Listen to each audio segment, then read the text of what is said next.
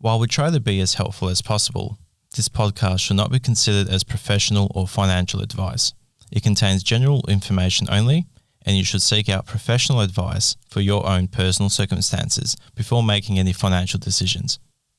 Welcome back, guys. I'm Julia. And I'm Nick. And this is the Enthusiast Lab. Yes, it is.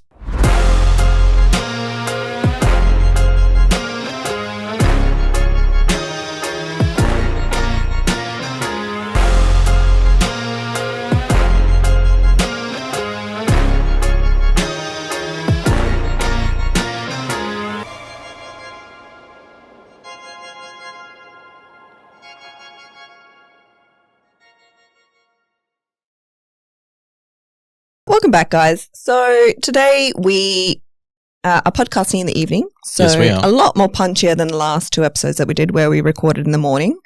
Definitely not doing that again. No. Nah. No. Please no. Please. That please. was a terrible idea and never again. No. Look, I'm a morning person, but I think just we had so much on and trying to juggle around and Julia takes like 5 hours to function normally. Yeah. So that probably didn't help. I'm not a morning person. We're just going to stick to afternoons to do things. Yeah. Much easier. So when we're recording this versus when this is coming out is going to be a big delay. Yes. However, we are doing AO. Sorry. AO? Hello. Ayo. Pardon me. Nick did a Q&A on our Instagram. Yes. And basically, we thought that there was a lot of really good questions that came out of that. Yeah. So we are just going to be rehashing those questions so that they're a little bit more of a permanent format for where people can find those questions, I guess. Sure. And I can also go a little bit more into detail with a few of because with Instagram and doing them as a replied question on the story, you only get a minute. So I had to retake a few of them 7,000 times. It's fucking great when Nick retakes. Because it always changes each time. I can never retake the same thing twice.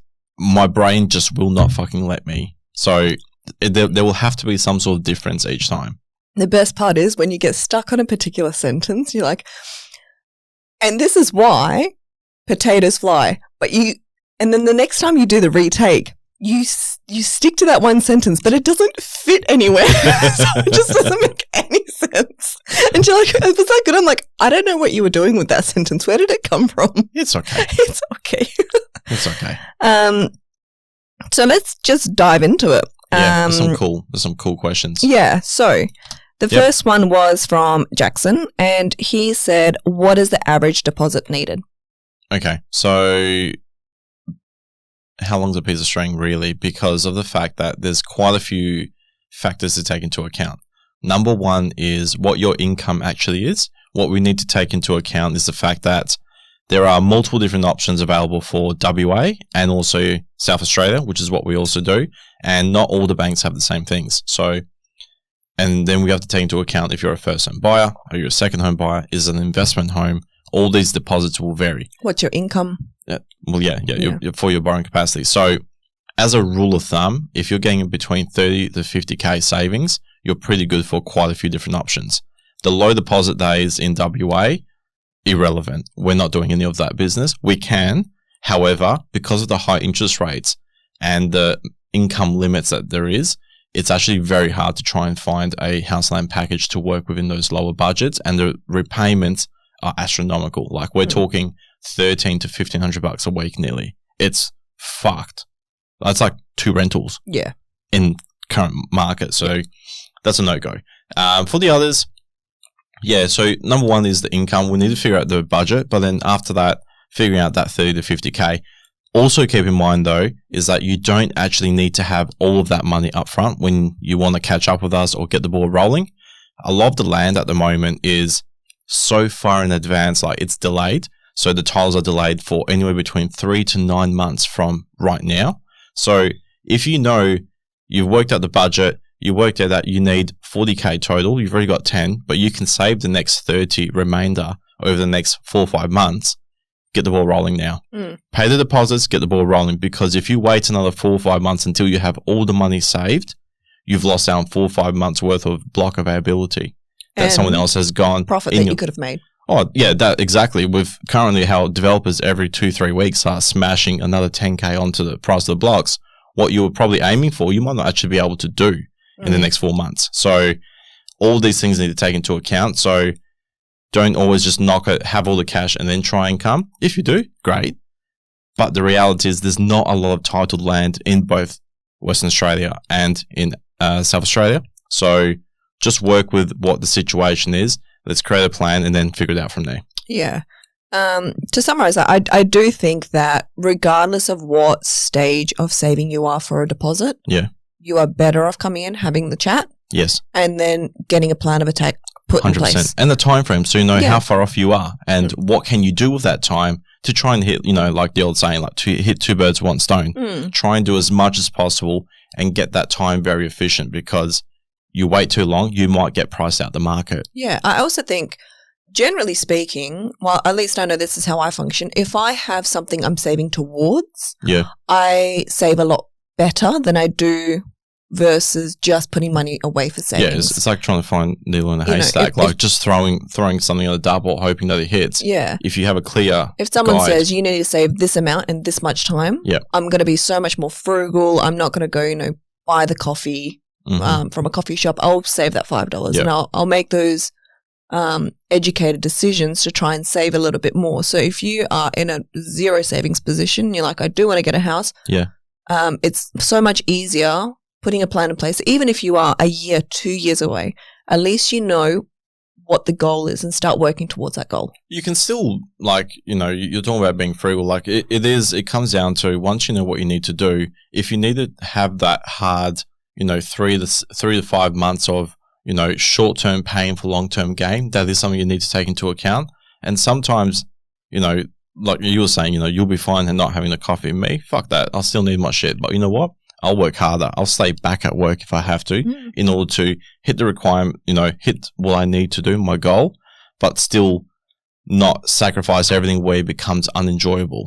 Yeah, fair. It's the balancing act, but at the same time, nothing good comes for free and easy. You need to work for it. And that's what it's about. If we can give that guidance, that's what it's all about. Go on, next question. Otherwise, we'll be here all day just with one question. So the first question, it's a 3-parter kind of from Tim. Oh, yeah. Is this the investment one, the Tim, Sydney one? Yeah. Go on, Tim, he said he's Sydney-based and he is contemplating of building a home in either WA or South Australia for investment through us. Yeah.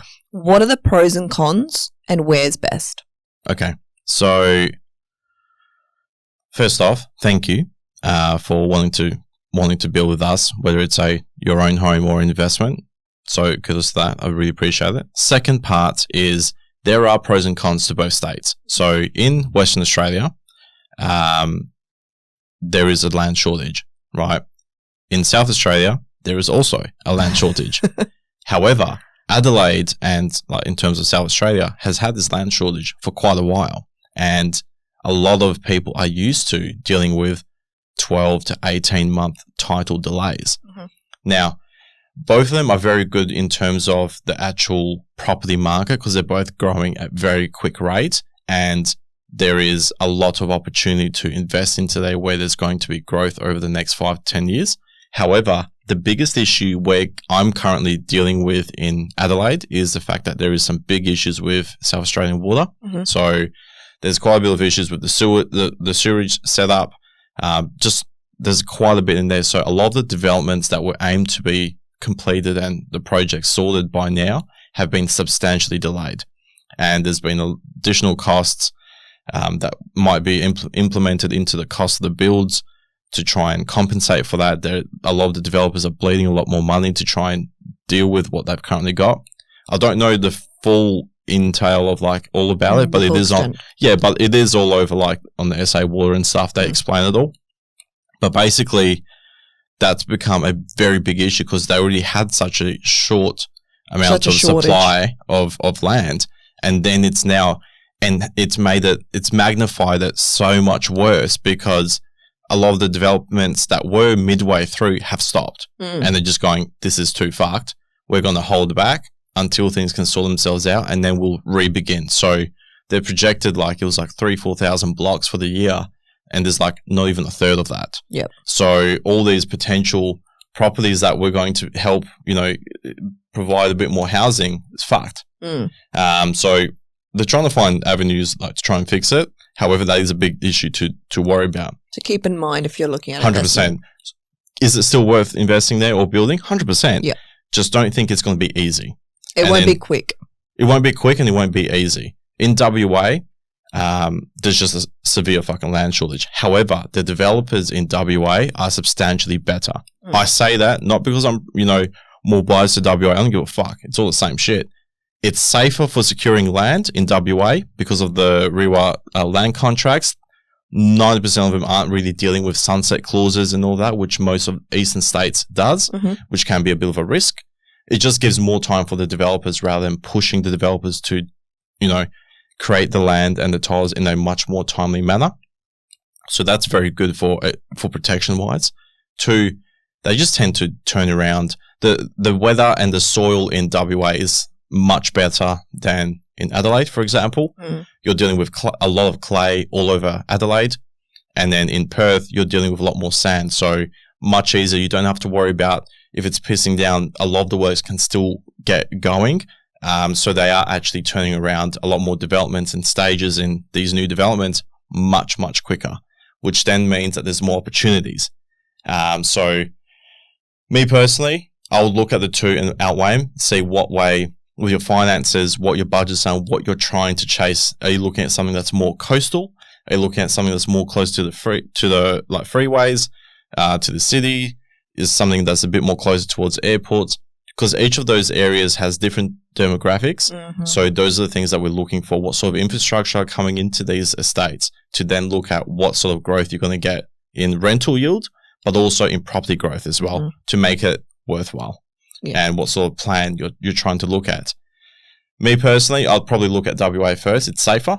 See what we can do there if you like it. Then do an equivalent in Adelaide and then go, cool, here's your 2 options.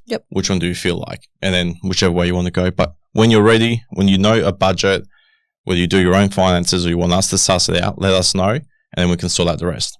You did say where's best. Like I said, there's pros and cons to both. I can't say one is better than the other because it depends on the preferences. However, me personally, I would be more safer to go with the WA option. But once we've exhausted both, balls in your court. You're paying for it, not me. Cool. The follow-up question to that is, then what's the process for all that? Pretty much what I just said. Reach out. We suss out the finances first. Then we can look at some of the land options. And then the packages, so then we can see what sort of costs they are if they're working within your budget and what the different type of demographics are affected in those areas, and then work it out from there. I would like to tack on, building an investment home is slightly different to building a home for yourself because our investment homes come with a little bit more included. So like your front and rear landscaping's included. Yeah, it depends on the option. So we can do it as a standard option or at a much higher cost if it can be approved with our builders. We then can look at doing the front and rear landscaping. So it's a complete turnkey, like a proper investment. However, it's not what I normally do. I don't normally do investments. We do work closely with one of our other colleagues as well. So we can definitely work something out and get it like proper. You pick up the keys, it's tenanted the next day, which is what we've done for our own investment properties. We've done that for our own. I think we've done that for a few of our clients that obviously didn't want to build their own. They just wanted to rent, like a rent vesting, because they're happy staying at home, which is not a problem. And they couldn't afford enough for their own place. So they would rather get into the property market rather than get priced out. Yeah, definitely.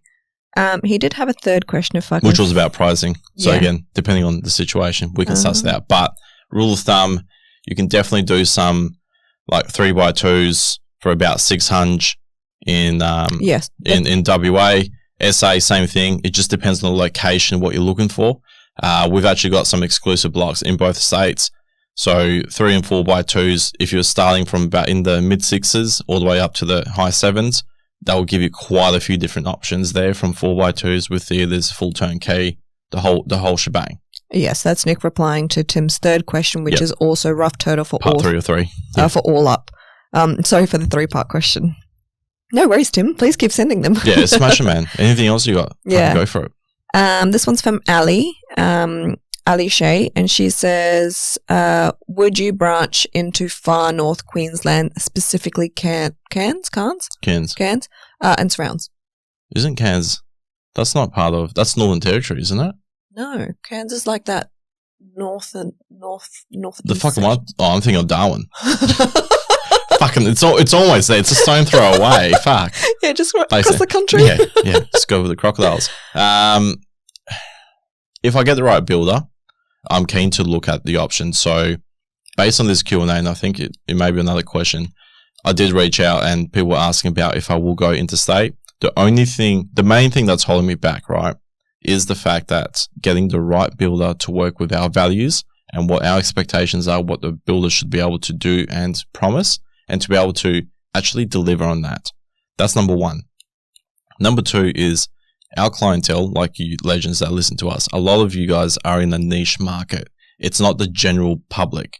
So letting them understand that we need the big garages, we need the bigger homes with the specific requirements for your hobbies and your passions. Not many builders actually want to deal with that because there's so much business right now. They just want simple, easy, fucking cookie cutter. Yeah, straight off the mill, just fucking off you go. So it's just trying to get the right builder that can fit. Not saying there isn't. And then the third one, which is the most concerning one, is making sure that they're debt free, that they're not actually in such substantial debt or big delays in construction where it's actually fucking up the entire process where they might go under. So many over east builders are going under, and there's more going every single month at this rate. There was another one literally 2 days ago. Yeah. It's some scary shit. So the last thing I want is to put my name against something. You put your trust into us. You deal with the consultant there and the builder or whatever, and then they go under. You're like, Nick, what the fuck? Yeah, it looks terrible in our business. It looks terrible in us. And it's fucking gut-wrenching. What do we do then? So, and I'm not there. I don't live in Queensland or Melbourne or Sydney, wherever we go. So it's so much harder for me to just, fly over and find a solution. So I think it's also difficult because we're born and bred, kind of born and raised in Western Australia, where the type of building that we have here is very different to over east. Yes. Had we been raised on the eastern side where the building methods are all quite similar, I think it might have been easier to kind of toggle between the states because it's only an hour and a half flight. Whereas the western side, it's still double brick. The garage slab doesn't go down at the same time as your normal slab. Yes. There's so many different processes between the western side to the eastern side. It just makes us that much more nervous putting our brand against, towards a builder. Yeah.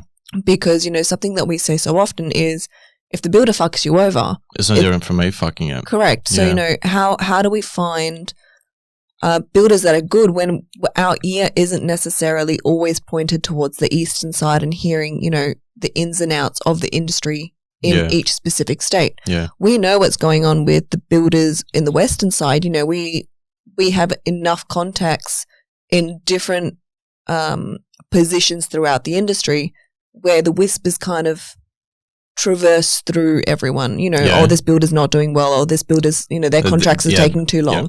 And because of those whispers, we don't align ourselves with a lot of builders. 100%.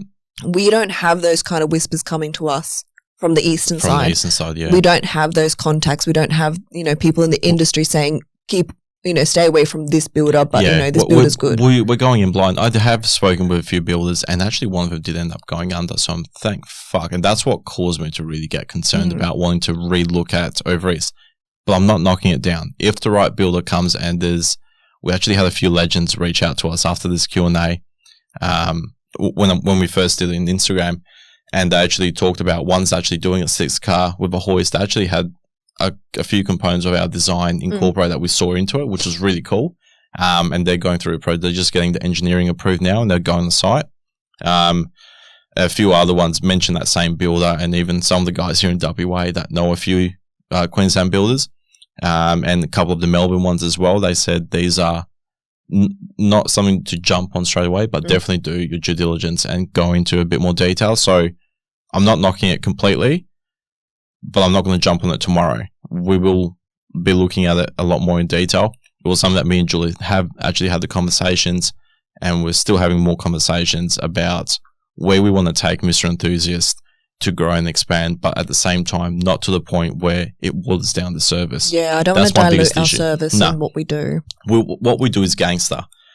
WA, Hollywood, right? And what I need everyone from over east to understand is the fact that it won't be the same, right? That's number one, that expectation. I will do everything I can. However, and if I can help a few legends, give some insight, get some killer plans out there and get that shit to you guys, that's all I want.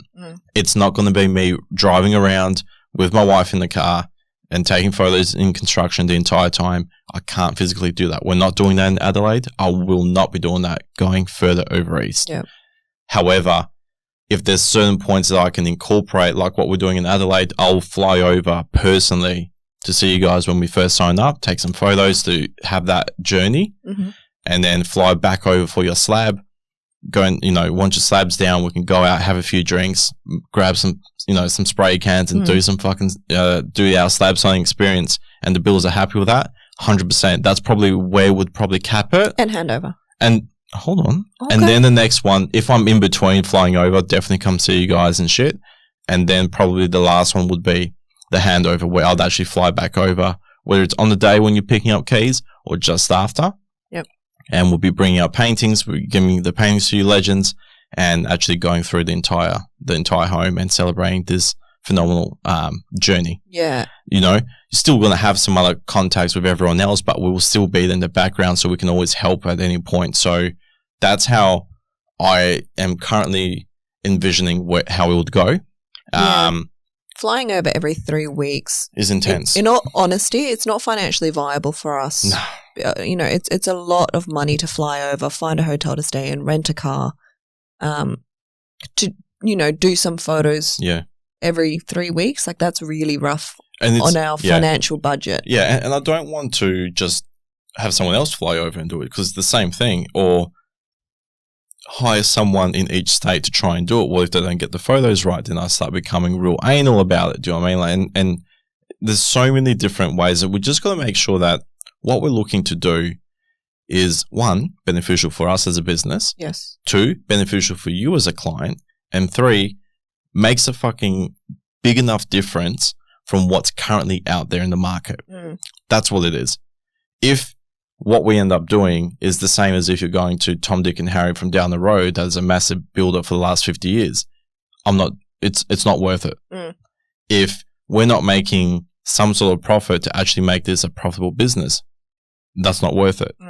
Unless I win the lotto tomorrow and I get given a shit ton of money and I can do this shit more for free and just for the enjoyment, 100%. Until then, I still got to be able to put food on the table. Number 3, which was, what was it? I don't know. You started a list. The profit. Oh, yeah. And make it mutually benefit for you guys. That you guys are going to get that much better service and overall experience compared to what any other Tom, Dick and Harry can do, because that's what we are known for. So we need to be able to make sure that feeling and that expectation is still there. You feel valued as a client because, 100%. The whole idea of Mr. Enthusiast is you don't feel like a number.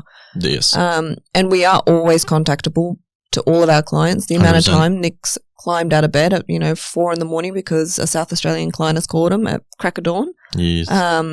No qualms, like happy to do that. But how do we implement that onto the eastern side without bleeding money for the business? And the thing is, there's not actually any builder brokers like what we do out there that are national. We are the first. I think so, yeah. So yes, there are like investment divisions, right? And they do national. But it's not the same. No. It's a very different, it's a cut clean business transaction where you got the clientele, they've got the finance, we go to a few builders, we build investments, off you go. And what they do is phenomenal. However, we're a personal home experience type of scenario, so it's very different. And then we still got to deal with the zone changes in each area, the council requirements, there's so many things. It's a lot. Definitely keen on it. We're not shelving it in the far back corner. No, we are brainstorming it. We are brainstorming, and we are, to be honest, this is probably the most active we've been about looking at and keeping my eyes into the eastern states than we have been for the last 8 years. So it's definitely moving along and having more conversations. TBA, I think. To be advised. I think we more or less scheduled to heavily brainstorm this, more or less when like this episode comes out. I think we said towards the end of October we're going to sit down and do a business overview. Yeah. And to see where the business is going, where we want to take the business, years. and if we do want to go to to the overseas states more, which ones do we go to, and how do we start researching that in much more heavier detail? We're going to have to organise flights, book time off from WA clients, and start meeting with builders and scheduling that in. Yeah, for sure. Okay, jump to the next one. Yes. From Regan, is it worth getting into the market now, or do I wait and pray that it settles? Okay, so the reality is the fact that there are far too many things in the current market for it to like try and just drop tomorrow. Do you know what I mean? Like, there is quite a bit. Like, I actually saw that. I was actually putting some notes about this because it was actually worth really considering. Mm-hmm. So the reality is the property market isn't showing any sort of signs of slowing down. In terms of the capital city with Perth as well, like it's got the largest growth in property prices currently against everywhere else in Australia. It's not like that always, but right now this is what we're dealing with for quite a bit, and that's the going trend.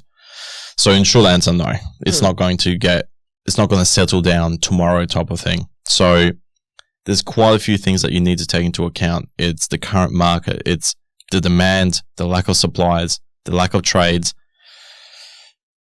and the lack of builders too, right? We physically can't build enough homes. We're 20,000 homes short for the next 3 years, right? If not more. So then we've got to take into account current migration, like international migration, plus national migration, international investors, and national investors. Mm-hmm. There is just too many hands in the same pie, and there's not enough to go around. Mm-hmm. So what happens with that is the fact that it creates this enormous amount of demand with the small amount of supply. And what happens when there's minimal supply? The prices go up.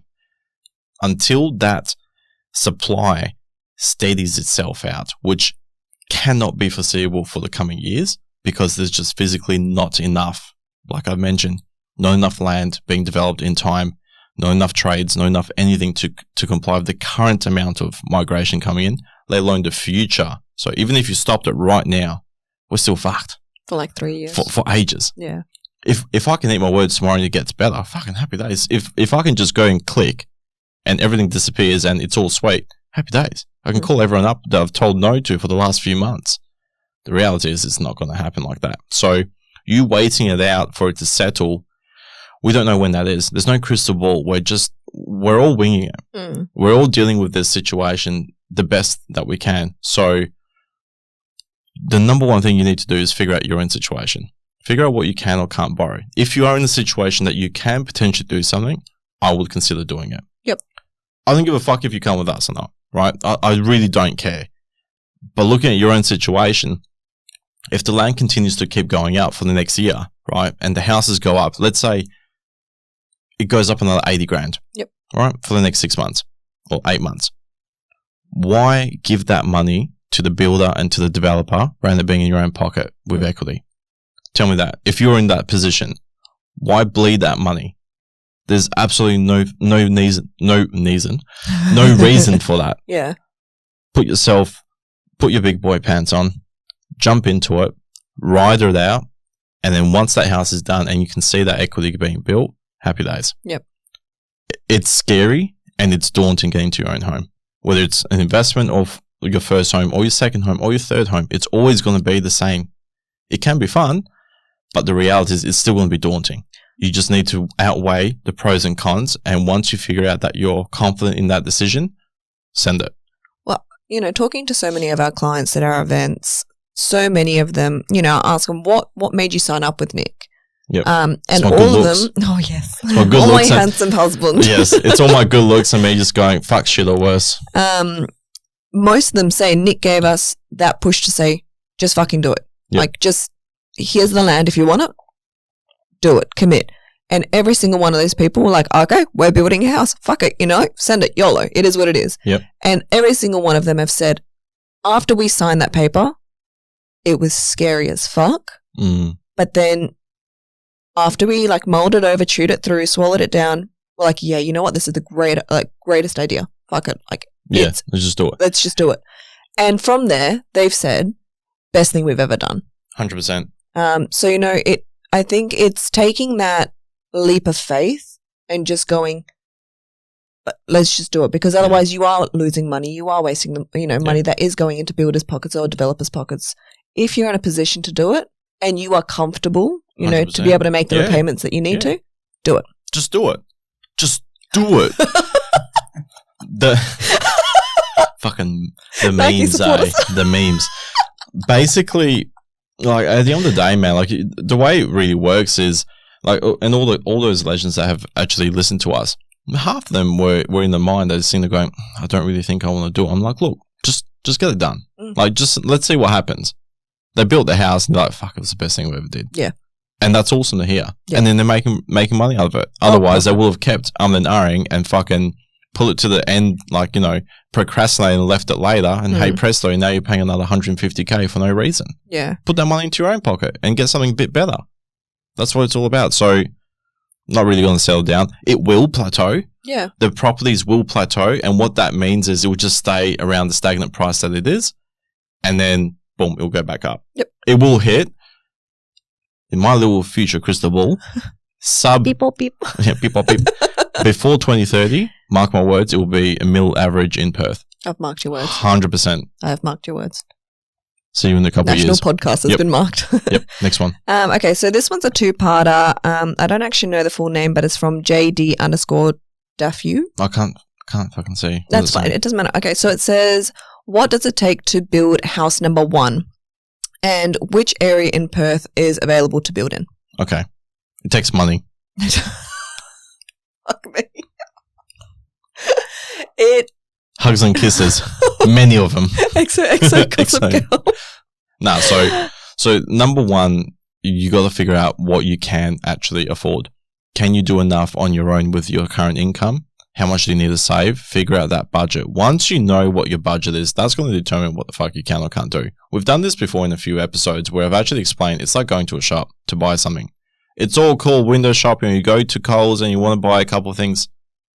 However, if you go and just grab everything and you don't know how much you've actually got in your bank account, you rock up to that checkout, you start doing it and you realize it gets declined because you've spent too much.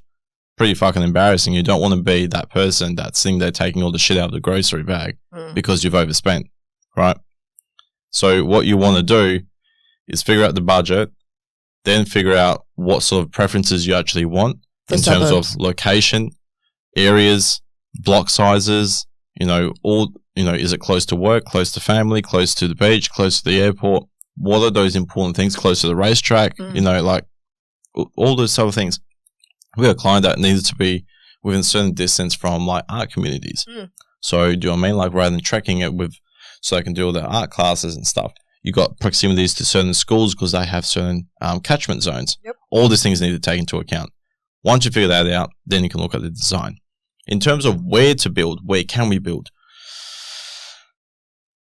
Technically, with our builder, or builders actually, from Two Rocks down to Mandurah, out to Whitby, up to Bullsbrook, right? Yeah, as your little I don't know what shape that is. I was going to say triangle. So was I, and I was like, But there's a street there. Exactly. So anyways, those are those outer suburbs up to. Everything in between, happy days. Yep. We can do it. So in terms of that though, land is very scarce. So your budget is going to determine how far in or how far out you can go because of the fact budget determines everything. Most of the time, you're going to be spending most of your money on the actual block than you will be on anything else. So those are the things you really need to take into account is the fact that you have to sit there and go, like I had the conversation with a client today. Yeah, we have to go into the outer area like Bullsbrook, and many people do like the area. Many people don't because it's a bit further out. However, you go 10 minutes into like Brabham and Henley Brook area. This is for north of the river. And the land's 120K more. Mm-hmm. So you sit there scratching your head going, the fuck is going on here? Do you know what I mean? Like the cheapest land was like 318,000 and it was like 160 square meters. Is the 120K? Bro, the house is bigger than the block. Yeah. And it costs less to build it than it is for the land. So it's just insane. So those are the things you've got to take into account. So if your budget is unlimited, happy days, man. Say less. Let's go find all the fucking blocks that you want. Wherever you want. Say less.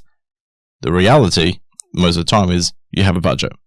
So we need to work with that and then work out what land is available, the sizes, and then what sort of house you can actually do. So we can go everywhere. We've got access to quite a few. We've built some very, very good relations with many developers, and we get land that sometimes isn't available in the market, but you've got to start with the finances first. Reach out, and then we can figure out the rest. Mm-hmm. The part 2 that he's got is what does it take to build a house, to build house number 2? Okay, that's a bit different. So it is a little bit different. It takes a little bit more, I guess. Yes more and money. No. So number 1 house, so your first house normally is the harder one. Okay. Right? And the reason why is because you've never done it before. You don't understand the processes. There's a lot that gets taken into account. It also depends if you're buying for your first or if you're building for the first. Mm-hmm. The second one, that can be a bit easier. And the reason why is because it depends on what your second property is going to be. Are you staying in your first one and using the new one as an investment, or moving to the new one and use the old one as an investment? So when you talk investment, number 1 means high deposit, but number 2 means that your servicing capacity can actually be a little bit easier. So for the second property, let's say you want to build an investment home for your second, right? We get that quite a few of our clients now because they're going, fuck, might as well make some extra cash, especially with tax and shit, because a lot of them are FIFO. And so many of them have equity in the home. 100%, yeah. So that comes to the next part. Most of the time with your second property, the first thing you want to be doing, right, working out what sort of capacity you can actually afford for the next one. And in saying that, the number 1 thing you want to do is do some valuations on your property. And the reason why is because we want to see how much of that equity is in your property that we might be able to utilize towards the next one to use as to cover your deposit, so you're not having to come out of your own pocket. So definitely that's probably the first one. Once we figured out if there's enough cash in there, we can pull it out or use the property as a security against the next one. We can then utilize that new budget for that new investment property. So if your home, if you could only afford like 500, right, to build a new home. However, with utilizing future rental income in that new investment property, and given that most of the properties now are 650 to 750 per week, that rental income actually increases your borrowing capacity by a substantial amount.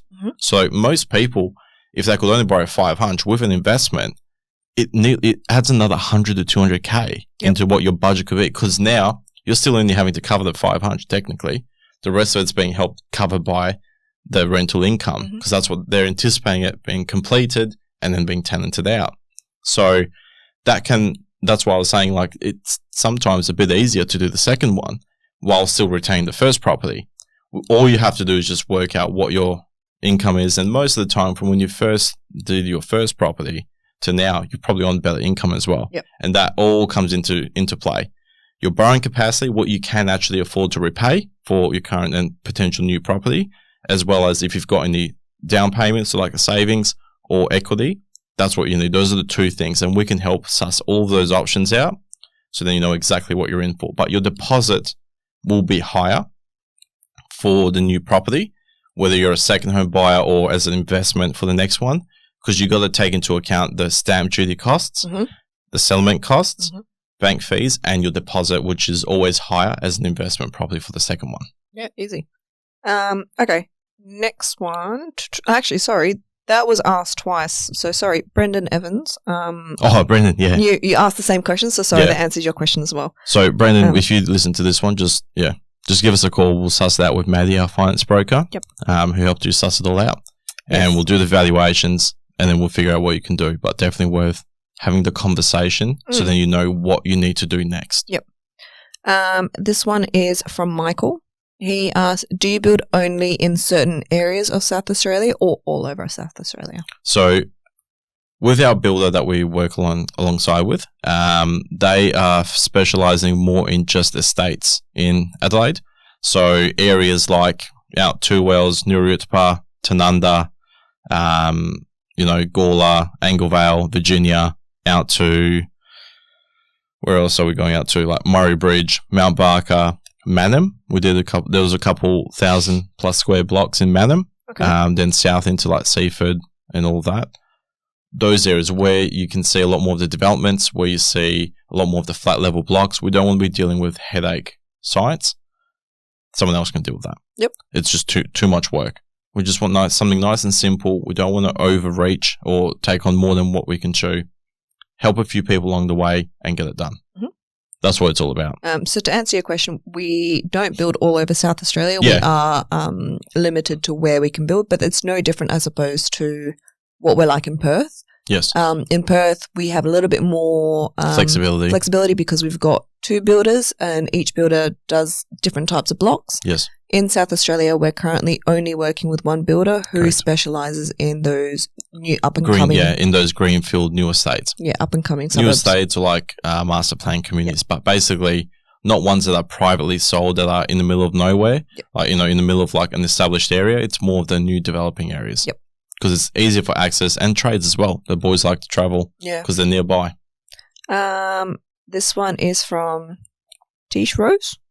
And she said, is a knockdown and rebuild better than buying land and then building? Okay, so we actually did a whole episode on this. We did, yeah. So knockdown rebuilds are cool if you're trying to buy into the area, right? That's the main goal of what you're trying to do. You're not doing it just to try and get into a property. If you're doing that, you're doing it for the wrong reasons. You're doing it because you're buying into that area.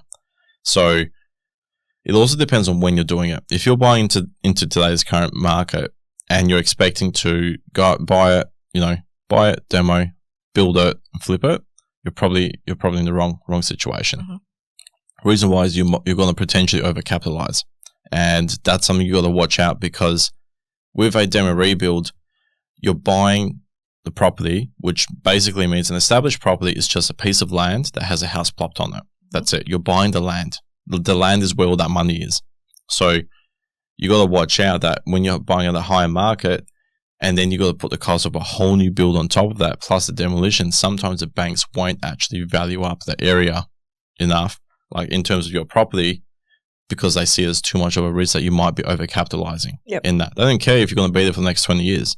All they care about is, if they need to flog it off, will they make money out of it? Does it match the value of the surrounding area? Exactly. Will they be able to cover their ass? Yep. That's all they give a shit about. So those are the things you got to take into account with concerns. You also got to watch out for, like, if there's existing easements, sewer lines, water lines, all that type of shit, because that can potentially affect what capacity your building envelope will actually be on that property. So even though you may get the 700 square meters, if you've got 5 meters back from the fence line in the rear of your property, you've got a sewer, you've got sewer lines and shit that you can't actually build on. You've just lost 5 meters by however wide it is. Yeah. So you've got to take into account all these type of things as potential risks before just jumping into it. In the new builds, the biggest issue is the fact that there's no land. So there are some pros and there are some cons, because at least with the new builds, the new areas and builds, the land's been turned around, it's been developed, it's been retained, it's all taken care of. It's just they cost more because you're paying for the land. It's just in different areas. So it's more about, do you want the specific area or do you want to just get in? Yeah, I would also tack on, I think it depends on your budget. How much are you willing to spend? That's huge. That's a huge factor. And how attached are you to that suburb? Yeah. Or, if you are really attached to a suburb, in today's market, I would just start looking for a house that kind of ticks as close to as many boxes for you as possible, rather than doing a whole knockdown rebuild, because it is so costly. You're paying for the land and the home, but you're only getting the value of the land back in your pocket per se, because you're demolishing the house that's already existing on there. People are selling their land plus home. Yes. So when you knock down the house, you've kind of lost money in the sense of, like, you devalue it and then you revalue it higher when you got the new property. But if it opens to the market, and if it's sustainable, it's just a kind of a tricky one. If it's with that said though, if it's a inherited property, 100%. then say less. Say less. Say less, fam. Say less, fam. Then, we're on. yes, I would start, saying then it's more beneficial to then maybe look at that because you've inherited the property. It just depends though. It's just a preference. Don't just jump into it. Definitely do your research and talk to a couple people before committing to either option if that's something that you're thinking about. Yep. From Windsor. Do you help us with the whole process, including finding the ideal block of land? Yes. All of it. Next. Yeah. Next. Thank you. Next. Yeah, absolutely. So we're basically a one-stop shop. We can do your finances. We have an in-house broker that we work really closely with, which is Maddie from We Finance. She's an absolute fucking gun. And she'll just tell it straight as it is. We'll get all the information from you, send it off to her. She'll get it done within a day or two. And then I can sit down and go through those options that she's recommended and the advice that she's given. Once we feel out the finances, we can then start hunting around for some blocks of land and then some designs to fit within that budget in your preferences. But it just also depends, because when I did this story, I also explained the fact that it depends on where you go. Because currently, in this current market with the demand and this boom, there are many developers that are actually not willing to work with builders, right? And the reason why is because they're just getting absolutely smashed, right, with inquiry. So they're going and then having to deal with the builders going, hey, we want to take this land for this client, this land. They're just like, fuck this, not helping anyone. Go and pull an expression of interest, show me your finances, and we're going to cherry pick if you're going to, get a block in this release. And what they do, they'll develop 40 blocks, they'll release 6 to 10, sell them, and then the next one goes up. Yeah. 6 to 10 gets released at a higher price, sells, goes again. Very interesting how they're doing that and manipulating that side of the market. But so depending on where you want to go, we already know where we can work with and what we don't. No person in this current market, builder, broker, fucking builder, has access to every single developer at the call of the, Call of a hat. Yeah, drop of the hat. At the drop of a hat. That's the one. Call of the hat.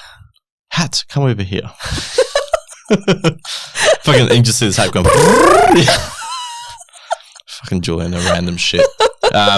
So they're not going to give it to you at the drop of a hat. And them sitting there talking shit, saying that they will, fucking just sleazy fuckers. It just doesn't, because they've literally got like memos out there from these developers going, we're not giving any priority or anything to these builders. This is the new process now to be able to obtain a block of land. With that said, though, if you do come to us and you say, I'm looking to get a block of land in this particular area, and it's not, it's in an area where our builders will build. Yeah, where our builders will build, but the land agents and the developers aren't allowing builders or sales reps to put holds on blocks. Yes. We can talk you through and give you 100%. advice on how to secure a block, what to say, what to do. We can get the finances ready to present, to show to the land agent. So we can definitely guide you and help you. You're never on your own. Yeah. You're never on your own. And that's what we're doing quite a lot of. There's a few areas that I get away with doing whatever the fuck I want. And then there's some areas where we have to go down that process. And by the time I'm explaining to the client going, look, if you're looking at these areas, this is what you need to do. We start registering for the expressions of interest. Here's your letter of eligibility from the broker. I've also sent it to the land agents as well, just in case. So they can see from both ends. Basically hit them from both ends. And then basically we will advise you what to say. What that is, I will not share on the podcast because we have a few of the developers listening, but there are some preferences on certain ways about how you say certain things and what you advise onto when you're applying for it to be considered a little bit better than others. Just gives you that little bit of an upper hand. Yeah, just a little bit of an upper hand and a little bit of an edge. And also knowing that, when you know that who you're working with, like who your consultant is, who the builder is going to potentially be, all these things actually play a factor into whether or not you're going to obtain a block. And we've seen that with our clients going, yep, cool, developers gave it to us, and having trouble with the developer, like, yeah, knowing that it's with yourself and with that builder that you work alongside with, we've had really good experiences and things get done. So we'd rather take that on rather than someone that we've had past bad experiences. Yeah, because we might lose that deal or something. Or a client umming and ahhing saying, I just want this land. I don't know who the builder's going to be. Yes, exactly. Because I don't know if they're going to settle on the land first and then just leave it for the next couple of years. It's all, everything comes into play. Yeah, it's very interesting. Developers don't want clients who buy the land and just sit on the land because then it devalues the streets. Well, it does because it's just an empty street. Yeah. Like, everyone else is building around, then there's an empty block. Developers don't want those empty blocks sitting there. So, yeah. Long story short, yes. Long story short, yes, reach out and we'll suss it out for you. Cool. Question from Chloe. Do you want to call it? No, I don't. I think we'll just make it a long episode. Sorry, guys. You strap on in. Strap the fuck in. There's only a couple more. Get yourself a couple energy drinks and some coffee and she'll be right.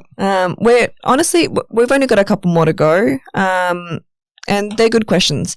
So, for a question from Chloe, do you think it's currently best to build or buy an established home? Depends on your situation. Sounds very similar to the other one. To knock down and rebuild, yeah. Okay, so established market is very difficult to maneuver at the moment. We're getting a lot of people that have been in that market for the last 6 to 12 months, and they're struggling because a lot of the budgets, they've got a budget, 500, 600, 700K. They're looking at properties starting from 550, 600. They're pulling in offers above asking and still being outbid sight unseen half the time. It's not all over East anymore. There is still quite a lot of over East investors pinching shit 100, 150K above asking.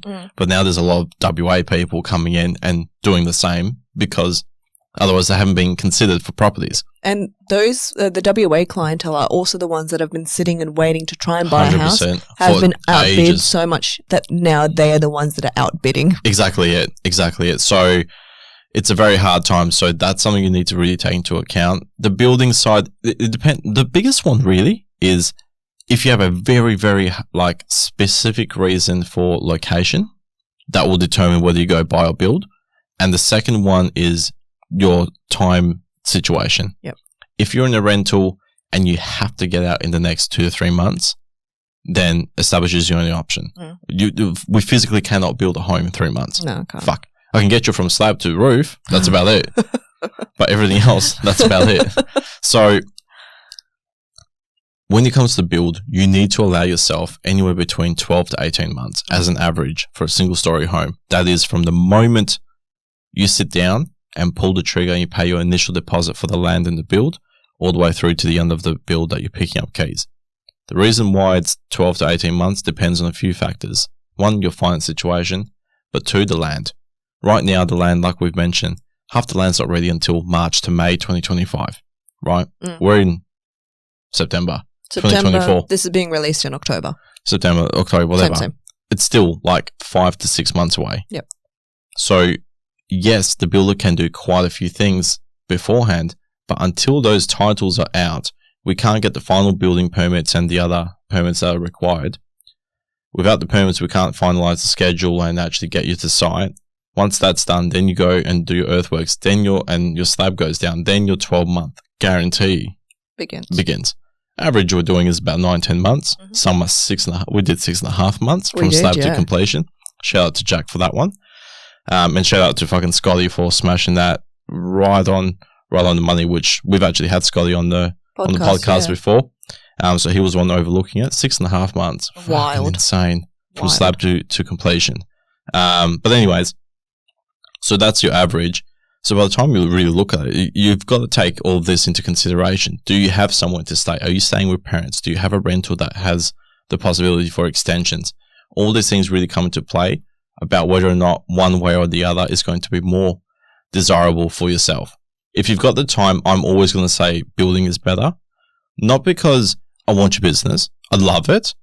But the reality is that because you're buying it now, and then by the time you're moving into it is so much longer, the property over time grows in value. So regardless of what you're doing. So just riding out right now, buying a home, building a home from start to the end, anywhere between 20 to 100K in profit before you blink. Half our clients are starting now in some areas, just got slabbed down. Literally got one that's got slabbed down this weekend. And they're already sitting on 150K profit because the land's gone up 100K on its own. Yep. Bro, fuck.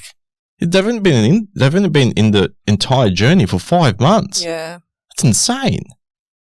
So these are the things you got to take into account. So just suss out your situation and we'll figure out both of them for you.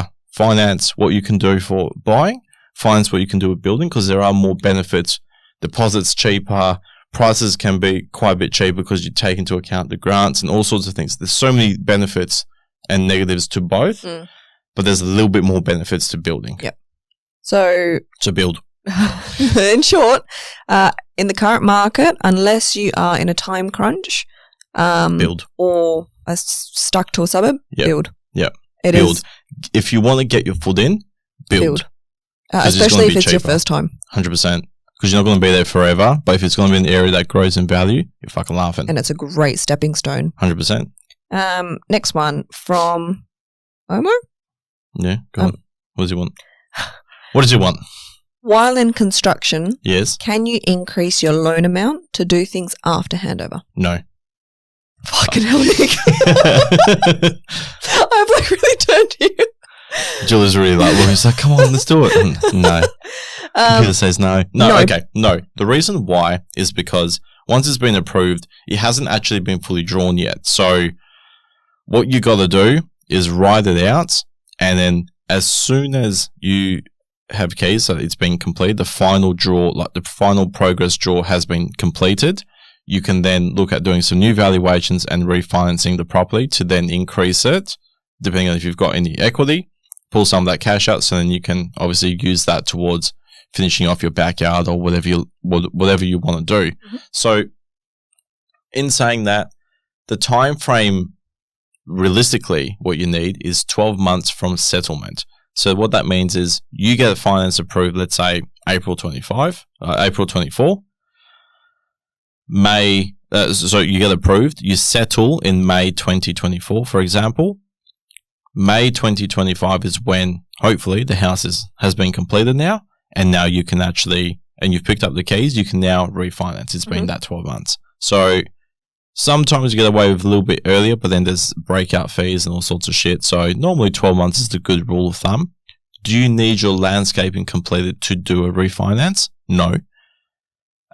Especially in the current market. If you have been in the building journey for the last 6 to 18 months, you're pretty good. Yeah. If not, obviously longer, the better, because that means it's even cheaper.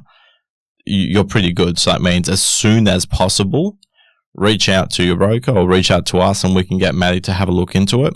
We'll do a couple of valuations, see what the property prices come in at. If it's not enough, that's okay.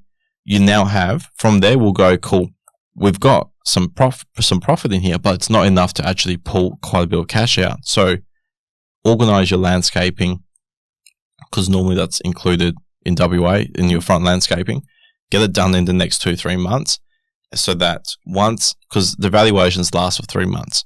So what that means is that in 3 months' time, we can redo it again, and it should have gone up a bit more, and that will be the time that you can then pull out the cash and then do your backyard. Yep. And lucky last question, I believe, is from Chloe again. And she said, Chloe's got all the questions. She's got good questions. She's got good questions, actually. Is it best to get pre-approval before coming to see you? No.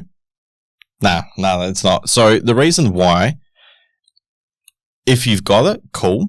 If you don't have it, that's also okay, because we can help suss it out. If you want to use your own broker, it will be very handy for you to bring to the appointment a letter of legibility or an idea of what that budget is going to be, that worst case scenario budget.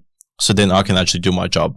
Otherwise, I have to do your broker's job for you. Mm-hmm. Do you know what I mean? So you don't need a pre-approval. There are many developers currently in this market that are looking at only considering clientele with pre-approvals to secure the block of land, even though the land is untitled for another 3 to 8 months. Mm-hmm. However, you can still secure blocks of land all over Perth without that. Yep. With just a letter of legibility, which means that a letter of legibility is, we had Maddie come in and actually explain that before. Couple of episodes Basically, ago. it's just a little piece of paper that says that your finances have been checked over by a finance broker, and it looks like you should be able to do X amount of house land package with the deposits, etc., based on your situation. It's not a pre-approval. It's not It's not a finance application or anything, but it gives enough confidence for the developer to go, cool, you can actually afford some shit. We'll give you the land. You can afford some shit. Yeah. Here's some land. Pay me my deposit. So, do you want me? We are punchy today. We are going to turn that into a reel and send it out to everyone. Punchy.